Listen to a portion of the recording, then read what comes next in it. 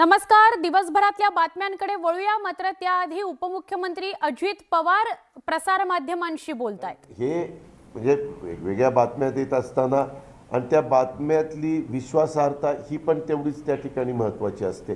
आता मधल्या काळामध्ये काही बातम्या आल्या, काही जण काय करतात, त्याची शहानिशा न करता फटकन काहीतरी बोलून टाकतात आणि प्रत्यक्षात चित्र वेगळंच असतं. मध्ये बघा, एक खासदारांच्या बद्दल त्या खासदारांनी काही स्टेटमेंट केलं की मला पोलिसांनी अतिशय हीन दर्जाची वागणूक दिली, अमुक झालं तमुक झालं. त्यावेळेस आम्हाला ज्यावेळेस तुमच्यासारखे पत्रकार मित्र प्रतिक्रिया विचारतात त्यावेळेस आम्ही पण बाबा आम्ही त्याची शहानिशा करतो. पहिल्यांदा लगेच काहींनी ताबडतोब प्रतिक्रिया व्यक्त करून बसले, परंतु ज्यावेळेस पोलीस विभागाने ॲक्च्युली तिथं CCTV कॅमेऱ्यामध्ये जे चित्रण झालं ते दाखवलं की मग सगळे शांत झाले. आणि तिथं पाण्याची बिस्लरीची बाटली दिसती, व्यवस्थितपणे खुर्चीवर बसलेत, सगळे त्यांना रिस्पेक्ट देत आहेत, चहा देत आहेत, काही ते चहा म्हणजे ग्रीन टी पण देत आहेत, असं सगळं पाहायला मिळालं. आणि मग नंतर कळलं की बाबा त्या बातमीत तथ्य नाही. दादा, जिल्ह्यामध्ये एक महत्त्वाचा प्रश्न आता असा आहे की ऊसाचं जे क्षेत्र आहे ते फार ऊस पडून आहे आणि दुसऱ्या बाजूला जरंडेश्वर सारख्या कारखान्यावरती झालेली ईडीची कारवाई, त्या दोन्हीबद्दल आपलं काय मत आहे? वेगवेगळ्या ज्या एजन्सीज आहेत केंद्र सरकारने निर्माण केलेल्या आहेत त्यांनी त्यांचं काम करावं, तो त्यांचा अधिकार आहे. चौकशा करणं, त्याच्याबद्दलची कारवाई करणं, ह्याच्याबद्दल दुमत असायचं काहीच कारण नाही, त्यांनी ते करत राहावं. दुसरी गोष्ट, जास्त ऊसाचं क्षेत्र आहे, बाळासाहेब पाटील सहकार मंत्री आहेत, रोज ते आढावा घेतात. मी पण ह्या व्यवसायाशी वयाच्या 24व्या वर्षापासून संबंधित आहे, कारण मला सहकारामध्ये साखर कारखान्यानेच पहिलं डायरेक्टर केलं आणि मग मला पुढच्या सगळ्या गोष्टीमध्ये मी त्याच्यामध्ये काम करत गेलो. त्यामुळं ऊसाचं क्षेत्र वाढलं आहे, टनेज वाढलं आहे. विशेषतः टनेज वाढायचं कारण पाऊस काळ चांगला झाला, त्याच्यामुळे ॲव्हरेज टनेज तुम्ही जर त्या कारखान्याच्या चेअरमनला आणि MDला विचारलं तर तो म्हणेल तुम्हाला माझं 37 टन हेक्टरी होतं ते आता झालं आहे 42, 45, 47 असं ते झालेलं आहे. आता बातम्यांकडे वळूया. दिवसभरातल्या बातम्यांमध्ये पहिली बातमी आहे ती म्हणजे आज लीलावती रुग्णालयामधून राणा म्हणजेच नवनीत राणा यांना डिस्चार्ज मिळाला आणि डिस्चार्ज मिळाल्यानंतर राणा दाम्पत्यानं माध्यमांना प्रतिक्रिया दिली. माध्यमांशी बोलताना खासदार नवनीत राणा यांनी उद्धव ठाकरे सरकारवर कडाडून टीका केली. ठाकरे सरकारकडून सत्तेचा दुरुपयोग सुरू आहे. महापालिका निवडणुकीत जनता उद्धव ठाकरेंना उत्तर देईल. राम हनुमानाचा विरोध केल्याची शिक्षा निवडणुकीत त्यांना मिळेल.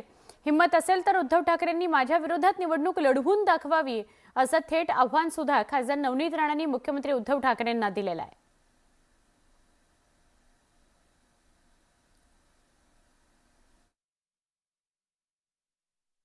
आणि येणाऱ्या काळामध्ये महाराष्ट्राची जनता आणि पूर्ण देशाचे राम भक्त आणि हनुमान भक्तांना मानणारे जेवढेही लोक आहेत त्यांना त्यांची जागा 100% दाखवणार आहे. आणि मी त्यांना चॅलेंज करते उद्धव ठाकरेजींना की तुमच्यामध्ये जर दम असेल तर तुम्ही लोकांमध्ये या, लोकांमध्ये निवडून दाखवा आणि त्यांच्या विरोधात मी उभी राहीन. त्यांनी मतदारसंघ निवडावं. पूर्ण महाराष्ट्रामध्ये जे मतदारसंघ त्यांना वाटते त्या मतदारसंघात त्यांनी उभे राहावं आणि त्यांच्या ऑपोजिटमध्ये एक महिलाची ताकद आणि इमानदारी आणि स्वतःचे नावावर भरोश्यावर आम्ही मेहनत करून त्या मतदारसंघामध्ये निवडून येऊ आणि तेव्हा त्यांना माहीत पडेल की जनताची ताकद म्हणजे काय असते. प्रत्येक नागरिकाला अधिकार आहे निवडणूक लढण्याचा, लढू द्या. राव साहब चॅलेंज कर रहे फिर से दोबारा. छोडो सर तुमच्यावरती पण टीका केली की तुमची तक्रार करणार पंतप्रधानांकडे. कोणाकडे? जो बायडनकडे. मला 14 वर्ष आत टाकलंय तरी तेवढ्याच ताकदीनं मी उभी राहीन, असं वक्तव्य नवनीत राणा यांनी केलं. कारवाई सुडबुद्धीनं झाल्याचं रवी राणांचं म्हणणं आहे.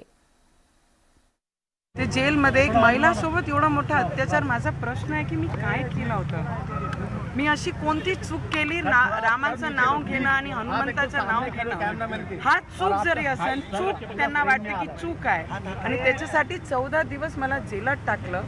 तर मी त्यांना एक सांगू इच्छित आहे की जर देवाचं नाव घेणं आणि हनुमंताचं आणि श्रीरामाचं नाव घेणं चुकीचं आहे तर 14 दिवस मला थांबू शकत नाही. 14 वर्षही जर मला आतमध्ये टाकलं तर तेवढीच ताकदीने मी बाहेर उभी राहून निखरून येणार आहे. मला कोणी दाबण्याचा काहीच प्रयत्न करू नये. शांताक्रूज पोलीस स्टेशनमध्ये आम्हाला नेत्यांनी सांगितलं की त्या ठिकाणी तुम्हाला पोलीस स्टेशनमध्ये बसू आणि दुसऱ्या दिवशी कोर्टात घेऊन जाऊ, पण ते न करता आम्हाला डायरेक्ट लॉकअपमध्ये टाकलं. एक खासदार लोकप्रतिनिधी आहे, महिला आहे आणि आमदार आहे, एक लोकप्रतिनिधी लोकांमधून जुळून आलेले आहे. अशा पद्धतीचं लॉकअपमध्ये टाकून पाणी न देणं, एका महिलेला इतका त्रास देणं, एवढा छळ करणं, मला असं वाटते उद्धव ठाकरे सरकार कुठंतरी एका बाईला घाबरलेली आहे आणि त्याच्यामुळं उद्धव ठाकरे सरकारने उद्धव ठाकरेंनी अशा प्रकारची सक्तीची कारवाई केली. दरम्यान साताऱ्यामध्ये एका कार्यक्रमात बोलताना उपमुख्यमंत्री अजित पवारांनी नवनीत राणांनी मुख्यमंत्र्यांना दिलेल्या आव्हानावर जोरदार प्रतिक्रिया दिली. पाहूयात ते काय म्हणाले. उद्धव ठाकरे जिथं उभे राहतील तिथं मी उभे राहणार. अरे उद्धव ठाकरेंनी त्यांच्या नावावर सरकार आणलं, तुम्ही काय गप्पा हाणतात त्यांच्या विरोधात उभं राहायच्या? आणलं की नाही सरकार? त्यांचे सुपुत्र किती हजारांनी, मला वाटतं 1.5 लाख मतांनी निवडून आलेत आदित्य ठाकरे. आलेत की नाही? नवनीत राणा यांनी पुन्हा एकदा हनुमान चालीसावरून शिवसेना आणि मुख्यमंत्र्यांवर घणाघात केला. पण आता जामिनावर सुटलेल्या राणांनी कोर्टाचा अवमान केल्याचा आरोप होतोय. या प्रकरणी सरकारी वकिलांनी थेट राणांचा जामीन रद्द करण्याची तयारी सुरू केली आहे.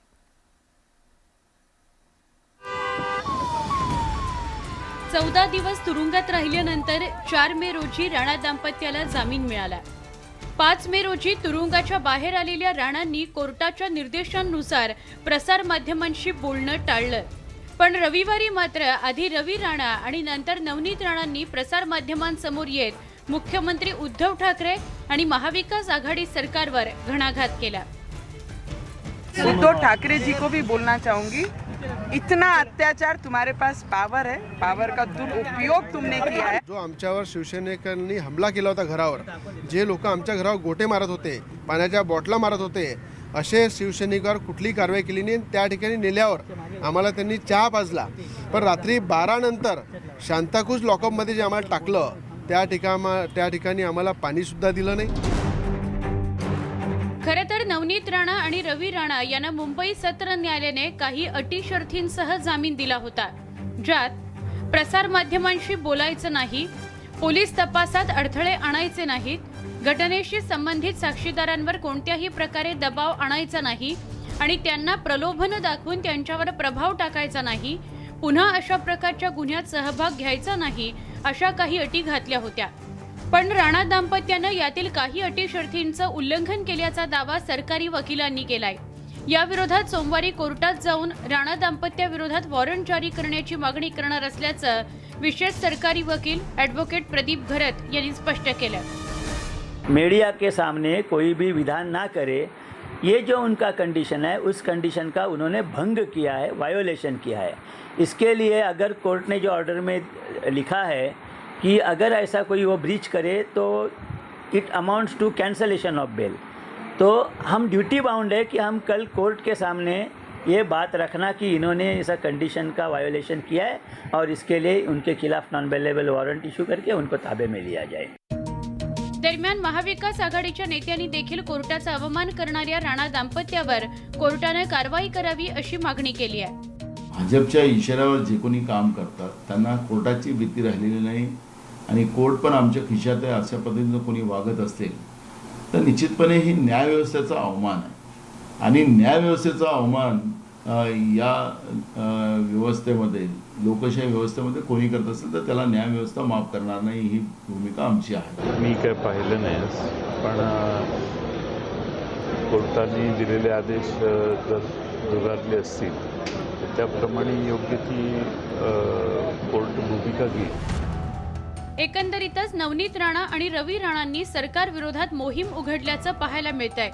पण हे करतानाच राणा दाम्पत्यानं मुंबई सत्र न्यायालयाच्या आदेशाचं उल्लंघन केल्याचा आरोप होतोय. त्यामुळे आता न्यायालय या प्रकरणात काय निर्णय देतं, माध्यमांशी बोलणं राणा दाम्पत्याच्या अंगलट येतं का हे पाहणं महत्त्वाचं ठरणार आहे. Bureau report, news 18 Lokmat.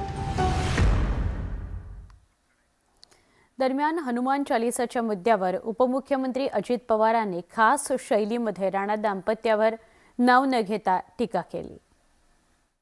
Hanuman Chalisa मुख्यमंत्र्याच्या घराबाहेर म्हणायचं, अरे काय नडलंय का, तुझ्या घराबाहेर म्हण ना, तिकडं कशाला जायचं मातोश्रीला. आता मला जर उद्या म्हणायचं असेल आणि मी म्हटलं नाही नाही मला शशिकांतच्या दारात जाऊन म्हणायचं, काय कारण आहे. मी माझ्या काटेवाडीच्या घरी म्हण ना, काय म्हणायचं ते म्हण. हे जे काही चाललेलं आहे मित्रांनो, मी तुम्हाला स्पष्ट सांगतो, माझी मतं फार स्पष्ट असतात. मी आत बाहेर करणारा माणूस नाहीये. जे खरं आहे ते खरं आहे. ह्या सगळ्या वातावरणामुळं तुमच्या माझ्या महाराष्ट्रातलं जर वातावरण बिघडलं ना, हे मोठे मोठे उद्योगपती महाराष्ट्राच्या बाहेरचे किंवा जगातनं देखील बाहेरनं जी गुंतवणूक येते, कुणी गुंतवणूक करायला येणार नाही. उपमुख्यमंत्री अजित पवार यांच्या हस्ते सातारा तालुक्यातील वाढे गावातल्या 1 कोटी रुपयांच्या विविध विकास कामांचं उद्घाटन करण्यात आलं. यावेळी अजित पवार यांचे 80 फुटाचा हार घालून स्वागत करण्यात आलं. त्यानंतर केलेल्या भाषणामध्ये अजित पवार यांनी नाव न घेता विरोधकांसह राज ठाकरे यांच्यावर हल्लाबोल केला. नावाकरता छोटी माणसं शरद पवार यांच्यावर टीका करतात असा टोला अजित पवार यांनी लगावला. काही लोक जाणीवपूर्वक धर्मात जाती जातीत समाजामध्ये तेढ निर्माण करण्याचं काम करतायत आणि जाणीवपूर्वक हे प्रयत्न चाललेले आहेत.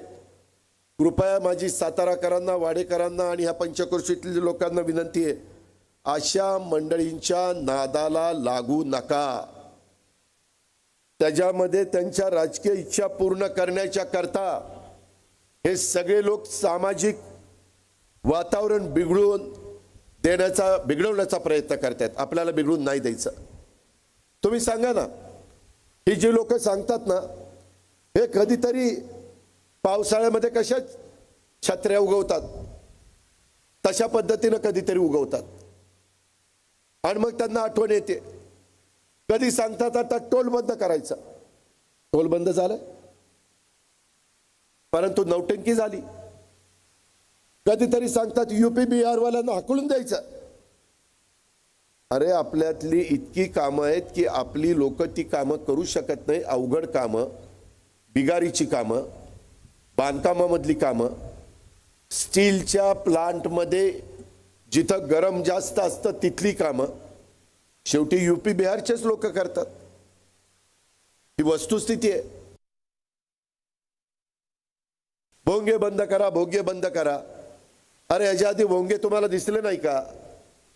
सुप्रीम कोर्टाने निकाल दिलाय सकाळी 6 ते रात्री 10. आता आमचं रात्री जागरण गोंधळ असतं ते 10च्या पुढे असतं. काय करायचं? आमच्या इथं वेगवेगळ्या प्रकारचे हरिनाम सप्ताह असतात, वेगवेगळ्या प्रकारे भजन कीर्तन असतं, ते रात्री उशिरा असतं. काय करायचं? यांच्या या निर्णयामुळं आमच्या साईबाबाची काकड आरती पहाटे 5ला असती, बंद झाली. काय करायचं? बंद झाली म्हणजे लाऊडस्पीकर बंद झाला.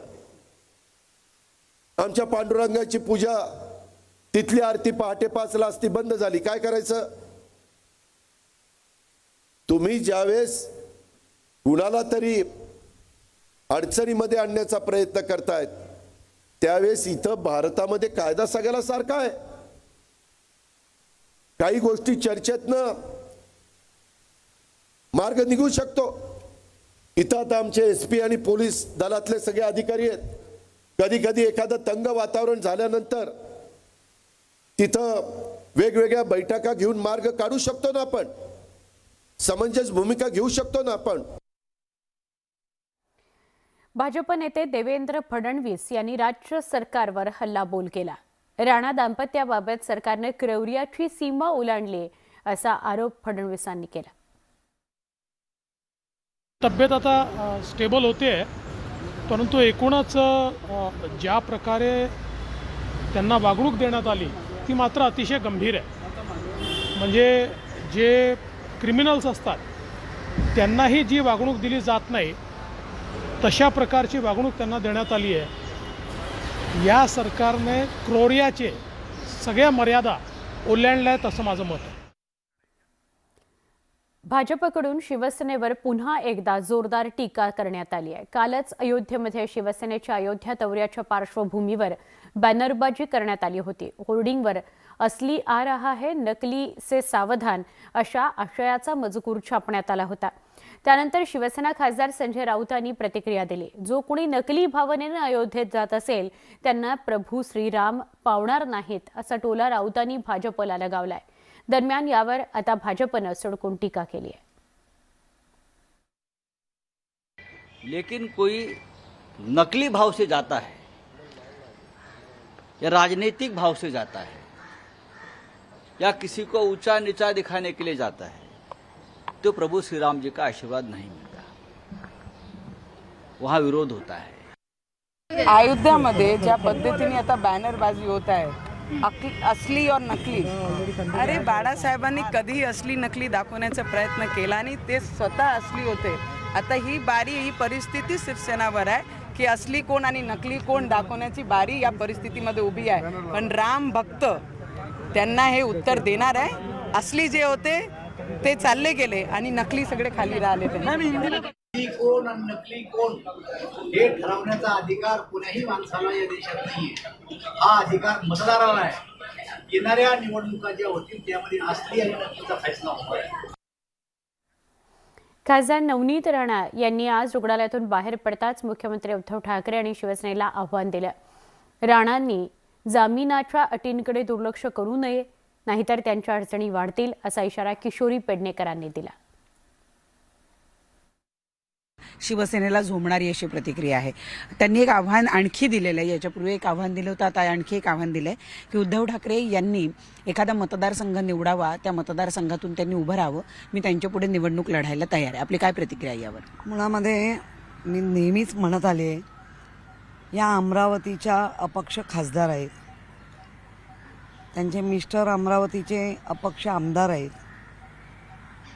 या महाराष्ट्रात आणि या मुंबईत भोंग्यांचं म्हणा किंवा हनुमान चालिसाचं नाटक करून जे जे चेहरे बाहेर आले त्यांचे ॲम्प्लिफायर कोण आहेत ते काल 2 दिवसात राणांना भेटायला गेलेली लोक याच्यानं कळलेले.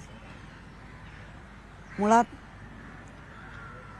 राणा ज्या याच्यावरती सुटून आले आहेत, ज्याला आपण कोर्टाच्या भाषेत जामिनावर दिलेलं आहे, त्याच्यात अटी आणि शर्ती ह्या डार्क अधोरेखित करून पाठवलेले आहेत. त्याचं त्याने थोडं भान ठेवावं. असे उगाचच परत सारखे सारखे शड्डू ठोकू नका. उभंच राहून दाखवा. तुमचा बोलविता धनी आम्हाला माहिती आहे कोण आहे, त्यामुळे तुमच्या शड्डूला आम्ही किंमतच देत नाही. तुमचा सरळ सरळ रोख हा भाजपकडे आहे? नाही, असणारच. तुम्ही ज्या पद्धतीने त्यांना जाऊन भेटताय, त्यांना जाऊन सावरताय, तर तो तुमचा वैयक्तिक प्रश्न आहे, नो प्रॉब्लेम. पण त्याच्यानंतर राणाबाईंचं जे धाडस वाढत चाललंय दिवसेंदिवस महाराष्ट्र आणि मुंबई अस्थिर ठेवण्यासाठी, हा काय विधायक काम आहे का तुमचं? तुम्ही विधायक कामं करा ना. झालेला उपचार डोक्यावर परिणाम करणारा एवढा होतो का? आता हा सगळ्यांना संशोधनाचा विषय झाला. नक्की. धन्यवाद आमच्याशी संवाद साधल्याबद्दल. तर यावता किशोरी पेडणेकर ज्यांनी सांगितलं की असल्या फालतूच्या चॅलेंजेसना आम्ही भीक घालत नाही. मुंबई महानगरपालिकेचा रणसंग्राम हा सगळ्यांसाठीच रणसंग्राम आहे आणि त्याच्यासाठी शिवसेना तयार आहे. व्हिडिओ जर्नलिस्ट नवनाथ कोंडेकरचा, प्रणाली कापसे, न्यूज 18 लोकमत, मुंबई. आज पुन्हा एकदा शिवसेना नेते संजय राऊत यांनी भाजपवर निशाणा साधला. तर राज्यात ताकद फक्त शिवसेनेचीच राहणार असून जे जे आपल्या अंगावर येत आले ते डम्पिंग ग्राउंडवर कुठेतरी असतील असे राऊत म्हणाले. ना झुकेंगे ना बिकेंगे असं म्हणत त्यांनी भाजपला डिवचलंय. आजही लढण्याची प्रेरणा जी आहे हे आमचे एकमेव सरसेनापती म्हणजे बाळासाहेब ठाकरे. आम्ही त्यांच्या प्रतिष्ठेसाठी करतो की बाळासाहेब ठाकरेंची जी शिवसेना आहे ना ती हार मानणार नाही, ती गुडघे टेकणार नाही. तो जो सिनेमा आला होता ना तो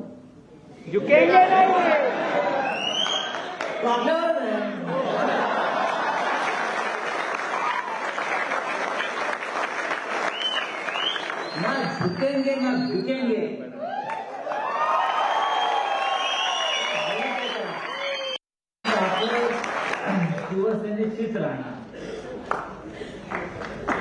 ही जी घोषणा आहे, शिवसेना अंगार है बाकी सब भंगार है, ही फक्त शिवसेनेच्या बाबतीतच शोभते.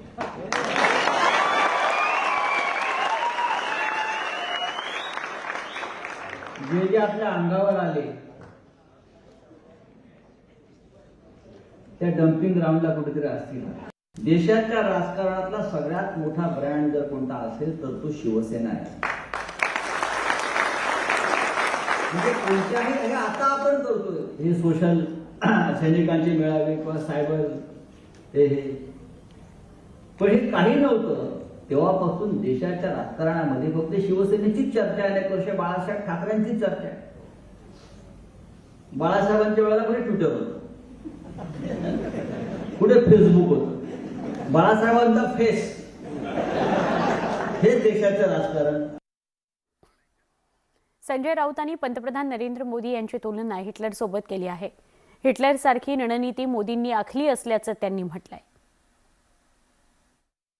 हिटलर इव्हेंट्स फार करायचा जे मोदी करतात. खरंय, मोदी हिटलरला फॉलो करतात. सोशल मीडिया किंवा सायबर फौजा ज्या आता चालू आहे हे जर आपण पाहिलं तर मोदी हे पूर्णपणे हिटलरला फॉलो करतात.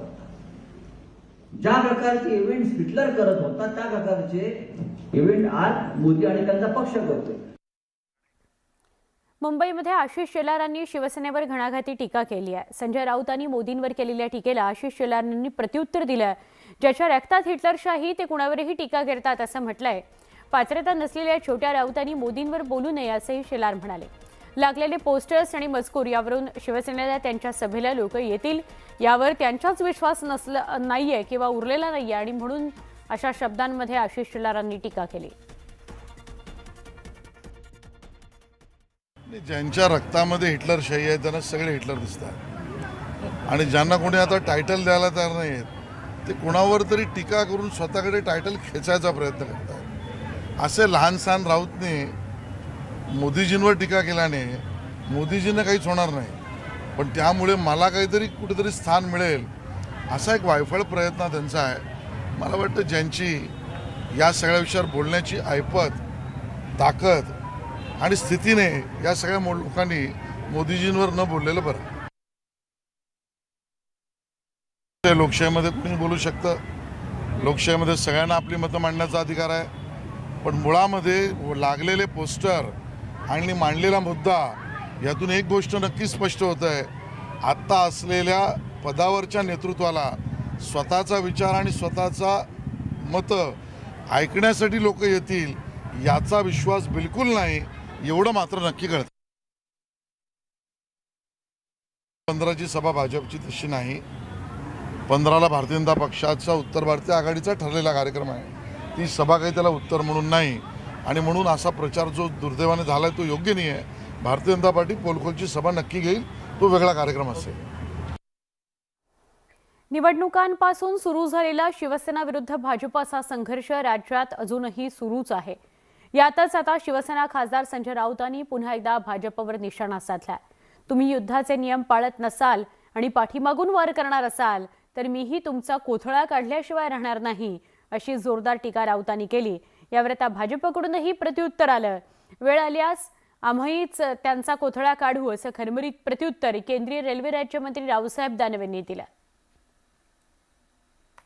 युद्धामध्ये जेव्हा आमच्या अंगावर कोणी युद्ध करायला येत असेल तेव्हा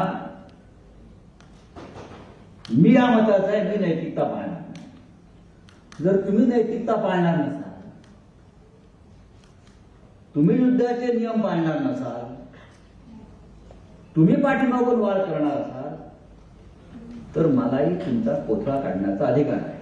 माझं मत असं आहे, हा निर्णय जनतेनं करावा की यांनी बाहेर काढलं का हे पळून गेले. हे पळून गेले, लग्न ठरलं होतं आमच्याशी, हे पळून गेले, दुसऱ्याशी लावलं. बरोबर आहे ना? तुम्ही बी तर मत दिलं असेल ना, तर तुम्ही भाजपला मतदान दिलं. ज्याला मतं दिले त्याच्या संघ युती करून टाकली आणि स्वतःला मुख्यमंत्री व्हायसाठी काय आज सारे आमदार खासदार नाराज यांचे एका मुख्यमंत्री पदासाठी म्हणजे तुम्हाला त्यावर जनता निर्णय करेल. आता हे काय कोथळे काढतात निवडणुकीत आम्हीच कोथळे काढू. आदित्य ठाकरे 10 जूनला अयोध्येला जाणार असल्याची माहिती संजय राऊतांनी दिली. आदित्य यांच्या अयोध्या दौऱ्याकरता तयारी सुरू झालेली आहे. रामनगरीमध्ये त्यांचं जोरदार स्वागत होणार असल्याची माहिती मिळतीये. तसंच नकली भावनेतून जाणाऱ्यांना रामलल्लाचा आशीर्वाद मिळत नाही अशा शब्दात राज ठाकरेंना अप्रत्यक्ष टोला लगावण्यात आलेला आहे. आदित्य ठाकरे अयोध्या में 10 जून को जाएंगे.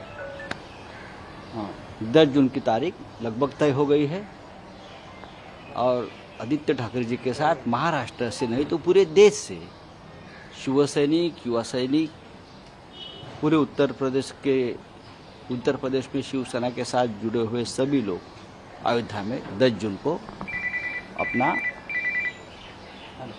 वहाँ दर्शन देंगे, प्रभु राम जी का आशीर्वाद लेंगे, प्रभु राम जी का तैयारी चल रही है. लेकिन कोई नकली भाव से जाता है या राजनीतिक भाव से जाता है या किसी को ऊंचा नीचा दिखाने के लिए जाता है तो प्रभु श्री राम जी का आशीर्वाद नहीं मिलता, वहां विरोध होता है. गोपीनाथ मुंडे असते तर राजकीय स्थिती बदलली असती असं वक्तव्य एकनाथ खडसे यांनी केलंय. आपण बघणार आहोत नेमकं खडसे काय म्हणाले. मुंडे साहेब जर या महाराष्ट्रामध्ये असते तर या महाराष्ट्रातली राजकीय स्थिती बदलली असती. या महाराष्ट्रामधलं मुख्यमंत्रीपद बदललं असतं. या महाराष्ट्रामध्ये जे राजकीय दृष्ट्या आज 5-7 वर्षात तुम्ही अनुभवलं तो प्रकार अनुभवता आला नसता. मुंडे साहेबांच्या नेतृत्वाखाली आणखी या राज्याची भरभराट झाली असती. अजून काही घडामोडी आपण बघणार आहोत पण दिवसभराच्या बातम्यांमध्ये वेळ झाली आहे एका छोट्या ब्रेकची. पहा फक्त न्यूज 18 लोकमत.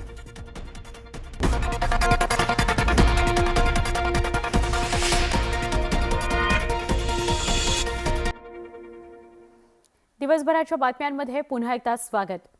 आदित्य ठाकरेंनी पालघरच्या बिवलवाडी इथल्या ग्रामस्थांशी जमिनीवर खाली बसून संवाद साधला. त्यांचा वर्षानुवर्षाचा पाणी प्रश्न मिटेल अशी ग्वाही देखील असं आश्वस्त देखील आदित्य ठाकरेंनी या गावकऱ्यांना केलं. बिबलवाडी इथल्या महिलांनी त्यांना पाणी टंचाईचं गांभीर्य सांगितल्यानंतर सौर ऊर्जेच्या माध्यमातून तातडीनं पाणी पुरवठा करण्याबाबत त्यांनी आश्वस्त केलं. आपली परिस्थिती पाहायला मी आलो आहे, घरापर्यंत पाणी येईल अशी यंत्रणा बसवण्यात येतेय.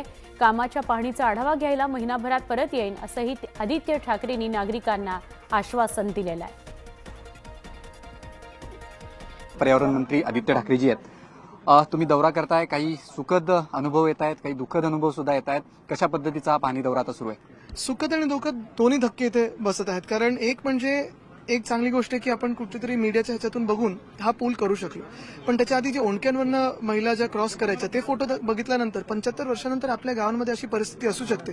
मला आठवतं 10 वर्षापूर्वी आम्ही डोलारा असेल की नेस्तेसेल वगैरे ह्या गावांमध्ये पाणीसाठी आम्ही टाके लावले, त्या देखील अजून कार्यरत आहेत. पण आता घरापर्यंत नळातून पाणी कसं जाईल ह्याच्यावर आम्ही एमजीपीतून पूर्णपणे जी काही नळपाणी योजना ती इथे आणण्याचा प्रयत्न करत आहोत. एकच महत्वाचं की यांचे आवाज जे आपल्यापर्यंत पोहोचत नाही ते आपल्या माध्यमातून पोहोचतात आणि त्याच्यासाठी मी आपले सर्वांचे आभार मानतो. खरं तर आदित्यजी, या लोकांनी खंत व्यक्त केली, जवळ डॅम आहे, डोळ्यासमोर पाणी दिसतंय, मात्र घरात हे पाणी येत नाहीये. त्या बाबतीत आता कशा पद्धतीनं प्रयत्न करणार आहात? तुम्ही वचन सुद्धा या ठिकाणी दिलेलं आहे. नक्कीच त्या डॅम आपण जी 25 वर्ष शिवसेनेची सत्ता महापालिकेत होती, महापालिकेसाठी मुंबईच्यासाठी आपण ते केलेले. आता राज्यात सरकार असताना शिवसेना, काँग्रेस, राष्ट्रवादी काँग्रेस सर्व मित्रपक्ष मिळून आम्ही प्रत्येक गावांमध्ये, महाराष्ट्राच्या प्रत्येक जिल्ह्यामध्ये अशी जे काही विषय असतील ते सोडवण्याचा प्रयत्न करत आहोत. पुरेपूर प्रयत्न, जो काही मेहनत घ्यायची लागते ती करत आहोत. पण आपल्याला आठवत असेल जेव्हा संघर्ष सुरू होता तेव्हा शिवसेना अग्रेसर होती. त्यानंतर कोर्टाच्या सगळ्या त्या प्रकरणाला चालना मिळाली, कोर्टाने निकाल दिला. आता राम मंदिर बनत आहे, संघर्ष संपलेला आहे. आता आशीर्वाद घ्यायला भगवान श्रीरामाचे आम्ही तिथे जात आहोत आणि रामराज्य जे आम्ही सतत बोलत आहोत म्हणजे काय नक्की तर प्रत्येकाची सेवा करणं, प्रत्येक माणसाची सेवा करणं, महिला असेल पुरुष असेल कुठचाही धर्म असेल, जातपात न बघता त्यांची सेवा करणं आणि जे आमचं कर्तव्य आहे, जी काही वचनं दिलेत राज्याला ती पूर्ण करणं, ह्याच्यासाठी जरी संघर्ष संपला तरी श्रेयवादाची लढाई अजूनही चालू आहे. आम्ही त्याच्यात कधी जाणार नाही, श्रेयवादाच्यात कधी जात नाही आम्ही. नक्कीच पर्यावरण मंत्री आदित्य ठाकरे होते, त्यांनी आज पालघर आणि ठाणे जिल्ह्याचा दौरा केलाय, मात्र याच्यामध्ये राम मंदिराच्या बाबतीत आम्ही कुठेही श्रेयाची लढाई केली नाही असं सुद्धा त्यांनी म्हटलंय. Video journalist Prashant पुणेतेसह Vishal Patil, news 18 Lokmat, Mumbai. Mahatma Jyotiba Phule जनआरोग्य योजनेअंतर्गत गोरगरिबांना गंभीर आजारांवरील उपचार निःशुल्क करून घेता येतात. पण मीरा भाईंदरमधल्या 4 खासगी रुग्णालयांनी या लाभापासून कोरोनाच्या लॉकडाऊनच्या काळामध्ये 1680 रुग्णांना वंचित ठेवलं. माहिती अधिकारातून ही बाब समोर आली आहे.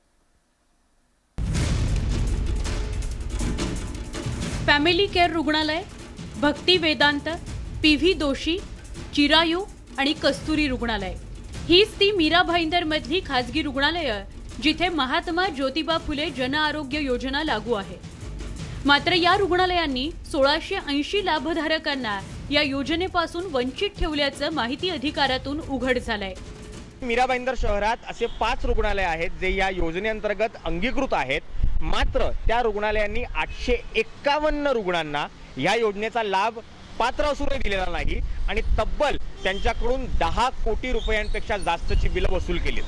काही ठिकाणी आम्हाला असंही आढळून आलेलं आहे की रुग्णालयांनी रुग्णांकडून सुद्धा खाजगीमधले रोख पैसे घेतले आणि परत तेच बिल शासनाला सबमिट करून त्यांनी शासनाच्या योजनेचा सुद्धा लाभ घेतला. म्हणजे रुग्णालयांनी एकाच वेळेला 2 ठिकाणाहून पैसे घेतले आणि लोकांची आणि शासनाची दोघांचीही दिशाभूल या ठिकाणी खाजगी रुग्णालयांनी केलेली आहे. तक्रारीनंतर महापालिकेनं या रुग्णालयांच्या रोख बिलांचं ऑडिट केलं. या 4 रुग्णालयांमध्ये मिळून कोरोनावर 1750 रुग्णांनी उपचार घेतले. त्यातल्या निव्वळ 70 रुग्णांनाच महात्मा ज्योतिबा फुले जनआरोग्य योजनेचा लाभ दिला गेलाय. फॅमिली केअर रुग्णालयात कोरोनावर उपचारासाठी 794 रुग्ण दाखल झाले. महापालिकेने 407 रोख बिलांचं ऑडिट केलं. त्यात महात्मा ज्योतिबा फुले जनआरोग्य योजनेचा निव्वळ 18 जणांना लाभ मिळालाय. भक्ती वेदांत आणि PV दोशी रुग्णालयात एकूण 598 रुग्ण दाखल झाले. त्यापैकी 204 रोख बिलांचं ऑडिट करण्यात आलं. इथं निव्वळ 28 रुग्णांना योजनेचा लाभ दिला गेलाय. कस्तुरी रुग्णालयात 336 रुग्ण दाखल झाले. त्यापैकी 24 रोख बिलांचं ऑडिट महापालिकेनं केलं. इथं एकाही रुग्णाला या योजनेचा लाभ दिला गेलेला नाही. चिरायू रुग्णालयात तर धक्कादायक गोष्ट समोर आली. रुग्णालयात 22 रुग्ण दाखल झाले. त्यापैकी 12 रोख बिलांचं ऑडिट केलं आणि 24 रुग्णांना या योजनेचा लाभ दिल्याचं नमूद आहे. खासगी रुग्णालय आणि संबंधित अधिकाऱ्यांची मिलीभगत असल्याचा आरोप करण्यात आलाय. दरम्यान कस्तुरी रुग्णालयात उपचार घेणाऱ्या रुग्णाच्या नातेवाईकांनीही आपबीती सांगितली. आमच्या युवक काँग्रेसची मागण्या स्पष्ट आहेत. जेवढे पण हॉस्पिटल MJPJY स्कीम्समध्ये एम्पॅनल्ड होते त्या हॉस्पिटलमध्ये या रुग्णांना बेनिफिट का नाही भेटलं याचं स्पष्टीकरण आम्हाला सर्वात आधी पाहिजे. सर्वात आधी पेशंटला इन्फॉर्मेशनच नाही दिलं आणि पेशंटची दिशाभूल करताना त्यांच्याकडून कॅशमध्ये सर्व पेमेंट घेतले आणि त्यांच्याकडून लूट करण्याचा प्रकरण समोर आमच्यात आला आहे. एक लड़का एक लड़की जस्ट कस्तूरी के बाहर आते हैं और बैनर टाइप कुछ तो भी एक खींचते हैं. दूसरा लड़का उसको दूर से फ़ोटो क्लिक करता है. बाद में वो फ़ोटो क्लिक करने के बाद वो बंद कर देते हैं और वो बैनर अंदर रख देते हैं. मतलब किसी को दिखाना नहीं है. तो मुझे तो ध्यान नहीं है क्योंकि मैंने वो बैनर पढ़ा नहीं. लेकिन जब अंदर गया ना, अंदर जाके देखा कि वही बैनर था वो जो MJPJY का जो बताते हैं हर हॉस्पिटल में लगना चाहिए. या 4ही रुग्णालयांना 7 दिवसात सगळी बिलं फेरतपासणी करता सादर करण्याचा अल्टिमेटम देण्यात आलाय. दरम्यान या 4ही रुग्णालय प्रशासनाची प्रतिक्रिया घेण्याचा आम्ही प्रयत्न केला पण त्यांनी गप्प राहणंच पसंत केलंय. मी आता आलो आहे कस्तुरी हॉस्पिटलमध्ये. मी आपल्याला दाखवू शकतो. या कस्तुरी हॉस्पिटलमध्ये आम्ही डॉक्टरांसोबत बोलण्यासाठी गेलो होतो. त्यांच्याकडून माहिती घेण्याचा प्रयत्न केला परंतु त्यांनी कॅमेऱ्यावर बोलण्यास नकार दिलेला आहे. या रुग्णालयांची चौकशी करून महाघोटाळा समोर येणार का? दोषी आढळल्यास रुग्णालयांची मान्यता रद्द होणार का? या योजनेचे रुग्णालयात नेमलेले रुग्ण मित्र रुग्ण दाखल होत असताना नेमकं काय करत होते असे अनेक प्रश्न आहेत. पण काही रुग्णालय, डॉक्टर्स आणि अधिकाऱ्यांच्या भ्रष्टाचारी वृत्तीमुळे अनेक रुग्ण शासकीय योजनांच्या लाभापासून वंचित राहत असल्याचंच चित्र आहे. मीरा भाईंदरहून विजय देसाईसह ब्युरो रिपोर्ट, न्यूज 18 लोकमत. महाराष्ट्रात मशिदींवरून भोंगे काढून टाका, नाहीतर लाऊडस्पीकरवरून हनुमान चालीसा लावू, यावरून राजकारण तापलेलं असताना खेड्यापाड्यातले हिंदू मुस्लिम एकत्र येतात, एकमेकांचे सण उत्सव साजरे करतायत. असंच एक उदाहरण बीडच्या दौला वडगाव इथली हजरत सय्यद नसरुद्दीन शाह यात्रा. बीडच्या आष्टी तालुक्यातल्या दौला वडगाव इथं हजरत सय्यद नसरुद्दीन शाह यात्रा सुरू आहे. या यात्रेची दूरवर चर्चा असते, कारण ही यात्रा हिंदू मुस्लिम एकत्र येऊन साजरी करतात. हे चित्र दौला वडगाव इथं वर्षानुवर्ष पाहायला मिळतंय. राजकीय पातळीवर आजूबाजूला काय सुरू आहे याचा त्यांच्यावर कुठलाही परिणाम होत नाही. दौला वडगावमध्ये हिंदू मुस्लिम व सर्व जाती धर्माचं एक ग्रामदैवत नसरुद्दीन बाबा या ठिकाणी यात्रा उत्सव पार पडत आहे 3 दिवसाचा. यात्रेमध्ये प्रथमतः छबिना निघतो. छबिनीच्या नंतर तमाशाचा कार्यक्रम असतो. त्यानंतर शुक्रवारी उद्या हंगामीचा हाजरी असते तमाशाची. दुपारी 4 वाजता जंगी कुस्तीचा हंगामा भरतो आणि संध्याकाळी कव्वालीचा प्रोग्राम या पीर साहेबाच्या प्रांगणामध्ये भरतो. या यात्रेत संदल, तमाशा, कुस्ती या सगळ्या स्पर्धा रंगतात. कव्वालीच्या कार्यक्रमानं यात्रेची सांगता होते. हिंदू मुस्लिम एकत्र येऊन हनुमान मंदिरात देवाला हार घालतात. नसरुद्दीन शाह दर्ग्यावर एकत्रित चादर चढवली जाते. एकमेकांच्या आनंदात सहभागी होत सगळे सोहळे, यात्रा या गावात पार पडतात. यातून एकतेचा किती मोठा आदर्श या गावानं घालून दिलाय याचा प्रत्यय येतोय. सुरेश जाधव, न्यूज 18 लोकमत, बीड. देशासह राज्यभरात मागच्या आठवड्यापासून कडाक्याचा उन्हाळा जाणवतो आहे. दरम्यान अशातच चक्रीवादळाची स्थिती निर्माण झाली आहे. आसनी हे चक्रीवादळ पुढच्या 24 तासात धडकण्याची शक्यता आहे. रविवारी बंगालच्या उपसागरामध्ये आग्नेय भागात कमी दाबाचा पट्टा निर्माण झालाय. या दाबामुळे आसनी हे चक्रीवादळ तीव्र झालंय. मागच्या 6 तासात 16 किलोमीटर प्रति तास वेगानं पश्चिम वायव्य दिशेनं हे वादळ सरकतं आहे. बंगालच्या उपसागराच्या आग्नेय भागात आज पहाटे 5:30 वाजता निकोबारच्या पश्चिम वायव्येला सुमारे 450 किलोमीटर, पोर्ट ब्लेअरच्या 380 किलोमीटर पश्चिमेला, विशाखापट्टणमच्या 970 किलोमीटर आग्नेय आणि मध्य 1030 किलोमीटर दक्षिणेला, पुरीच्या आग्नेयेला अशी ही वादळाची दिशा असणार आहे. हवामान विभागानं ही माहिती दिली आहे.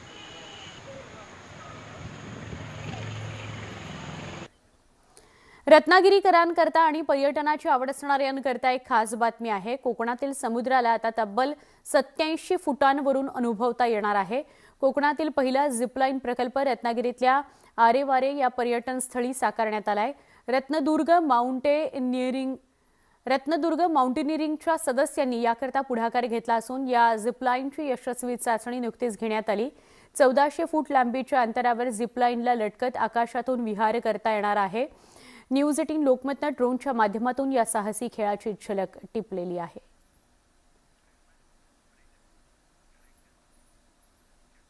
एक छोटासा ब्रेक घेऊया, लगेच भेटूया अजून काही बातम्यांसह. पहा फक्त न्यूज 18 लोकमत.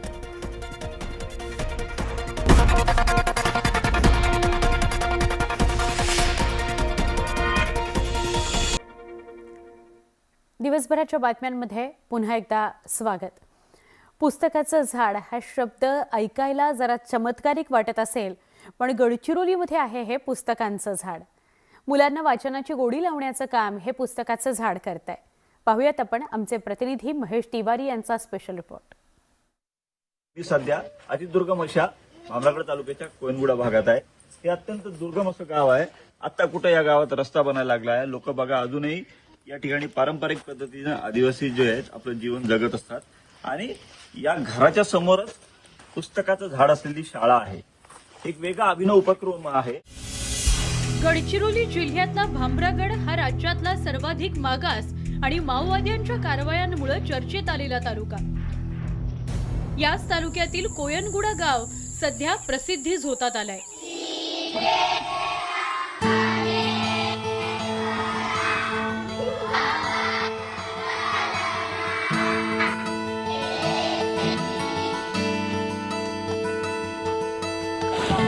डॉक्टर प्रकाश आमटे यांच्या लोकबिरादरी प्रकल्पालगत असलेल्या या आदिवासी बहुल गावातल्या जिल्हा परिषदेच्या प्राथमिक शाळेनं चक्क पुस्तकाचं झाड लावलंय.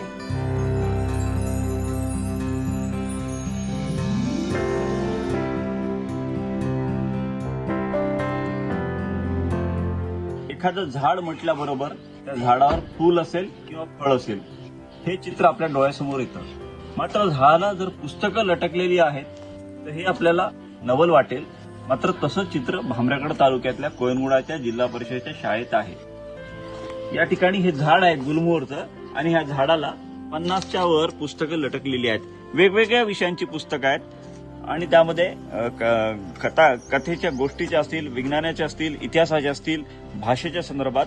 आणि या शाळेतली मुलं या ठिकाणी या झाडाखाली, पुस्तकाच्या झाडाखाली बसून वाचन करतायत.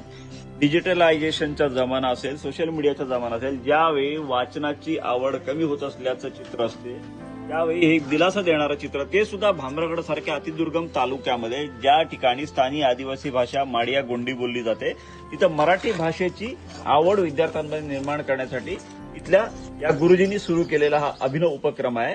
विद्यार्थ्यांना वाचनाची आवड निर्माण करण्यासाठी मागच्या 2 वर्षापासून हा माझा एक नवीन उपक्रम आहे. या अगोदर आम्ही एक माझा वाचन कट्टा हा उपक्रम राबवत होतो आणि त्याला जोडून हे पुस्तकाचं झाड. मुलांना कसं झाडावरची फळं तोडायला आवडतात, आंबे असोत, बोरं असोत. मी तोच हेतू डोळ्यासमोर ठेवून या झाडांना जर आपण पुस्तकं लटकवली तर मुलांना अधिक ती आवडतील, ही माझी मूळ संकल्पना. आपापल्या आवडीची पुस्तकं या झाडावरून तोडतात, जसं फळं तोडतात तसं पुस्तकं तोडतात आणि मग बसून निवांतपणे त्याचं वाचन करतात. वाचनच नाही करत तर प्रत्येक वाचलेल्या पुस्तकाचं विद्यार्थी स्वतंत्र अशी नोंद ठेवतात.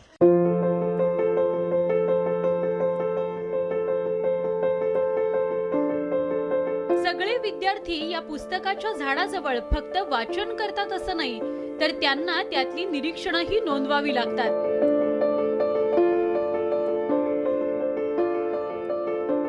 पुस्तकामुळे आम्ही वाचन शिकलो. आम्ही रोज सकाळी येतो आणि पहिले पुस्तक लटकवतो, मग साफसफाई करतो शाळेचा आणि परिपाठ घेऊन पुस्तक वाचतो. पुस्तक वाचल्यानंतर पुस्तकाची एंट्री करतो, लेखकाचे नाव, पुस्तकाचे नाव, सर्व माहिती लिहितो आणि काय आवडले ते पण लिहितो आणि मग आम्ही पुस्तक लटकवून देतो. इथं पुस्तक तू वाचतो का रोज? हो. कुठल्या विषयाचे पुस्तक तुला वाचायला आवडते? मला गोष्टीचे पुस्तक वाचायला आवडतात आणि मराठीचे मला पुस्तक खूप आवडतात. मराठी तुला वाचायला आवडते? घरात कोणती भाषा बोलतात? आमच्याकडे हलवी बोलतात. मी पुस्तक वाचतो, मला पुस्तक वाचायला छान वाटते. छान वाटते? हो. तुझ्या घरात कोणती भाषा बोलतात? हलवी. रोज किती पुस्तकं वाचतो? आतापर्यंत किती वाचली आहेत? 100 पुस्तकं वाचली आहेत. काय काय वाचलायत? गोष्टीचे पुस्तक, अजून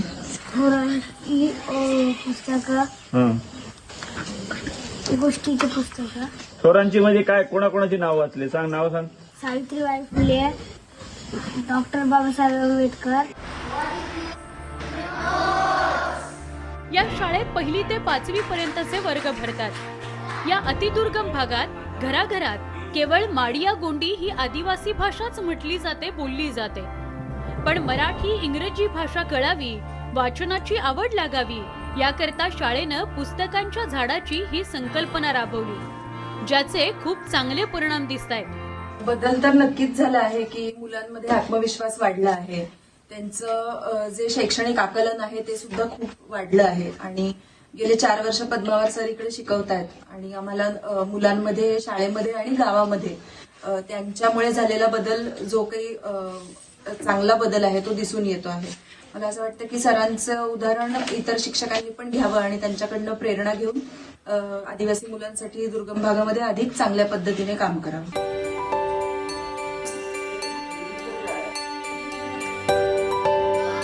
3 वर्षांपूर्वी पद्मावार गुरुजी या शाळेत आले आणि या शाळेचा कायापालट झाला.